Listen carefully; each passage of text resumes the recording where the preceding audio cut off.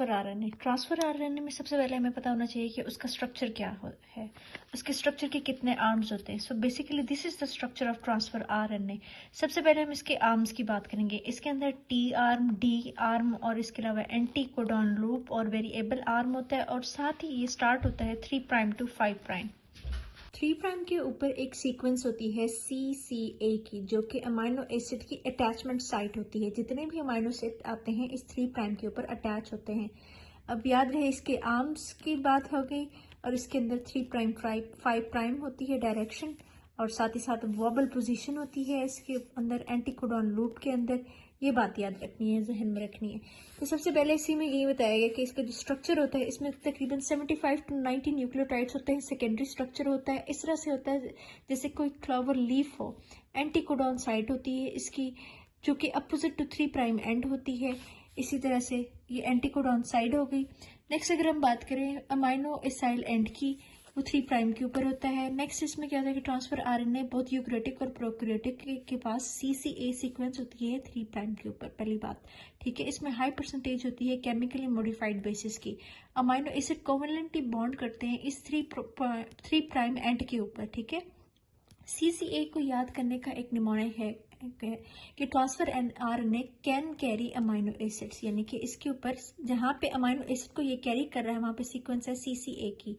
T arm की बात करें तो उसके अंदर ट्राइबोथाइमिडीन और सूडोयूरेडीन और इसके अलावा साइटिडीन शामिल होते हैं। ये टी आर्म है, इसके ऊपर ये तीनों चीज़ें शामिल होती हैं। नेक्स्ट अगर हम बात करें इसमें सीक्वेंस जो होती है ये बहुत ज़्यादा इंपॉर्टेंट होती है टी आर्म की। ठीक है, नेक्स्ट अगर डी आर्म की बात करें तो डी आर्म में 2 डी आ जाते हैं। इसमें डाईहाइड्रोयूरेडीन होती हैं रेजिड्यूज की, जो कि नेसेसरी होते हैं for the transfer RNA recognition by the correct amino acid transfer RNA synthetase. D arm जो होता है वो अलाउ करता है detection of transfer RNA by amino acid transfer RNA synthetase enzyme. इस डी आर्म के ऊपर क्या चीज एक्ट करती है? Amino acid transfer RNA synthetase enzyme act करती है, और ये यूज करता है एक एटीपी का मॉलिक्यूल, यानी कि एटीपी कन्वर्ट होता है AMP और फॉस्फेट की, और इस तरह से ये इसके अंदर कन्वर्ट हो जाता है। अमाइनो एसिड इसके साथ अटैच हो जाता है। इस प्रोसेस को हम कहते हैं अमाइनो एसिड की अटैचमेंट की वजह से अमाइनो एसाइलेशन, यानी कि चार्जिंग ऑफ ट्रांसफर आरएनए हो गई है। ये चार्जिंग जो होती है बहुत ज्यादा इंपॉर्टेंट होती है। अगर इस चार्जिंग के दौरान कोई चेंजिंग आ जाए तो अमाइनो एसिड बाद में ये जो ट्रांसफर आरएनए होता है कोडॉन को रीड बेशक करता है, लेकिन गलत रीड करता है। इस तरह से ये बात याद रखनी है अगर इसकी चार्जिंग बेहतर नहीं हुई। ठीक है, इसी तरह चार्जिंग की बात करें तो amino acid transfer RNA synthetase ने एक एटीपी का मॉलिक्यूल यूज किया। ठीक है, और साथ ही साथ इसकी बाइंडिंग हो जाती है 4 ट्रांसफर आरएनए की कोडॉन के साथ responsible.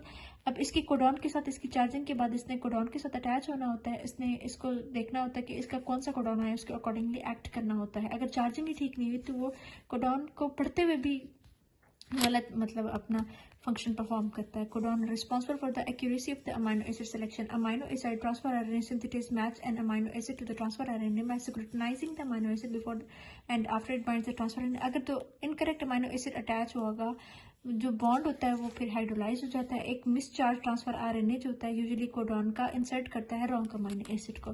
So this is all about the transfer RNA. अगर हम बात करें टाइप्स ऑफ कोडॉन की, स्टार्ट कोडॉन होते हैं और स्टॉप कोडॉन होते हैं। मैसेंजर आरएनए के अंदर हम स्टार्ट कोडॉन की बात करेंगे और स्टॉप कोडॉन की बात करते हैं।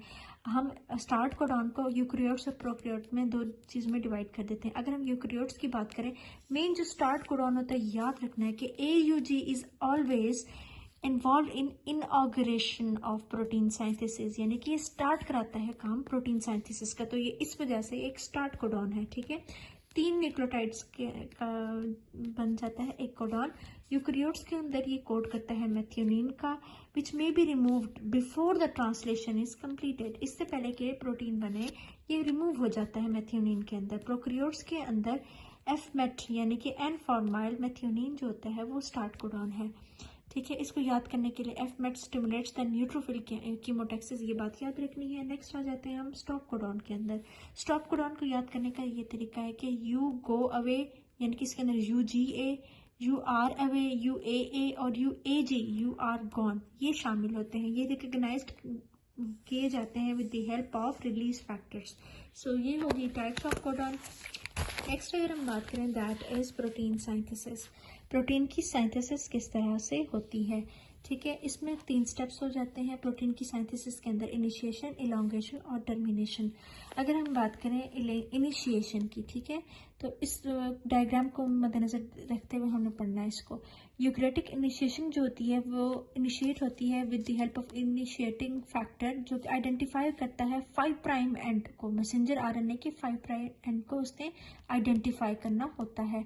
ठीक है, यूकैरियोटिक इनिशिएशन फैक्टर जो होता है वो हेल्प करता है assembly of 40S ribosomal sub unit को विद इनिशिएटर ट्रांसफर आरएनए। ठीक है, इनिशिएटर ट्रांसफर आरएनए के साथ जोड़ने के लिए इसको हेल्प आउट करता है। फिर यूकैरियोटिक इनिशिएटिंग फैक्टर रिलीज हो जाता है जब मैसेंजर आरएनए जुड़ जाता है 60S राइबोसोमल सब यूनिट की, असेंबली उसकी होगी, एक कम्प्लेक्स बन गया। अब ये जो प्रोसेस होता है ये एक मॉलिक्यूल ऑफ जीटीपी को यूज करता है। ठीक है, नेक्स्ट इसमें यही बताया गया कि यूकैरियोट्स जो होते हैं उनके अंदर 40 + 60S सब यूनिट्स होते हैं, टोटल ये 80 बना देते हैं। प्रोकैरियोट्स में 30 + 50 होते हैं जो 70 बना देते हैं। साइंथेसिस जो होती है वो अक्कर करती है from N terminus to C terminus towards C terminus. ठीक है, ATP से याद रखना है कि ट्रांसफर आरएनए एक्टिवेशन कराता है, चार्जिंग हो जाती है, जबकि GTP जो होती है वो ग्रिपिंग एंड गोइंग अलोंग यानी कि ट्रांसलोकेशन के अंदर प्रोटीन की साइंथेसिस के अंदर इन्वॉल्व होता है। Next step is elongation. अब एमाइनो एसिड ट्रांसफर आरएनए जो होता है वो बाइंड करता है साइट ए के साथ। ठीक है, इस साइट ए के साथ जाके बाइंड करता है, एक्सेप्ट मेथियोनिन। मेथियोनिन जो होता है वो पी साइट के ऊपर एक्ट करता है। ठीक है, इनिशिएटर, क्योंकि उसकी इलॉन्गेशन के लिए भी एक इलॉन्गेशन चाहिए, फैक्टर चाहिए होता है और इसके अलावा जीटीपी चाहिए होता है। नेक्स्ट इज आरएनए यानी कि राइबोजाइम, जो कि कैटालाइज करता है पेप्टाइड बॉन्ड की फॉर्मेशन के साथ। ये ट्रांसफर करता है ग्रोइंग पॉलीपेप्टाइड को। ठीक है, ग्रोइंग पॉलीपेप्टाइड को इसने ट्रांसफर करना होता है ए साइट के ऊपर। ठीक है, राइबोसोम जो होता है वो एडवांस करता है 3 nucleotide towards 3 prime end of messenger RNA. फिर इसने क्या करना होता है, मूव करना होता है पॉलीपेप्टाइड को टू पी साइड यानी कि ट्रांसलोकेशन की साइड। यहाँ पे अगर बना है पॉलीपेप्टाइड तो उसको इस पी साइड के ऊपर क्या करता है, ट्रांसफर कर देता है। इस तरह से यहाँ पे पी साइड के ऊपर जुड़ना शुरू कर देती है। ग्रोइंग पॉलीपेप्टाइड जो होती है वो पी साइड पे ज्यादातर, उसको पी साइड अच्छी लगती है तो वहां पे वो रह जाती है।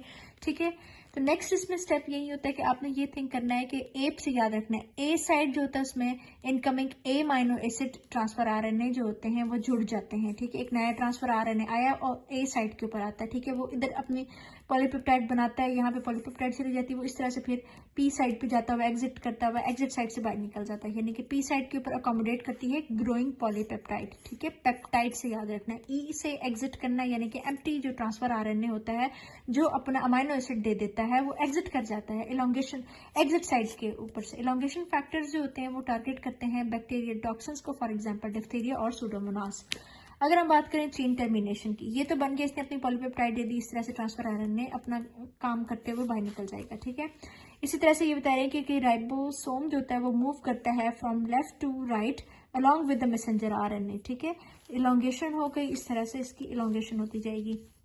नेक्स्ट अगर हम टर्मिनेशन की बात करें, यूकैरियोट्स के अंदर रिलीज फैक्टर होता है, यूकैरियोटिक रिलीज फैक्टर, जो कि रिकॉग्नाइज करता है स्टॉप कोडॉन को, यानी कि अब स्टॉप कोडॉन आ गया तो हमें हाल्ट करना पड़ेगा, प्रोसेस ऑफ ट्रांसलेशन यानी कि प्रोटीन की सिंथेसिस को रोकना पड़ेगा।